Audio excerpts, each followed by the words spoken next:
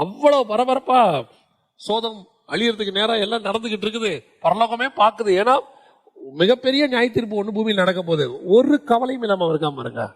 ஆனா வசனம் சொல்லுது, அவன் மேல் வைத்த இரக்கத்தினாலே காலை தோறும் அவருடைய கிருபை புதிதாயிருக்கிறது.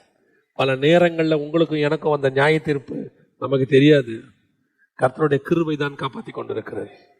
பல நேரத்துல அதுதான் காப்பாத்திட்டு இருக்குது. நம்ம எல்லாம் போய் ஒழுங்கா சேர்றோம்னா கர்த்தருடைய கிருபை மட்டும் தான் காப்பாத்திக்கிட்டு இருக்குது நம்மள. பல நேரங்கள்ல தப்பு நம்ம பண்றது தப்பு, சரின்னு சொல்லவே இல்லை, ராங். ஆனாலும் அவர் நம்ம மேல் வைத்த கிருபை.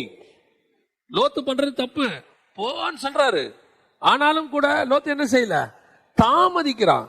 இப்ப நம்ம கிட்ட என்னன்னா ஆப்போசிட். அவரு மெதுவா போங்கிறாரு, நம்ம வேகம். லோத்துவ வேகமா போங்கிறாரு, அவன் மெது. ஆனா நியாய தீர்ப்பு என்னமோ தலைக்கு மேல என்ன செய்யுது, தொங்கிட்டே இருக்குது.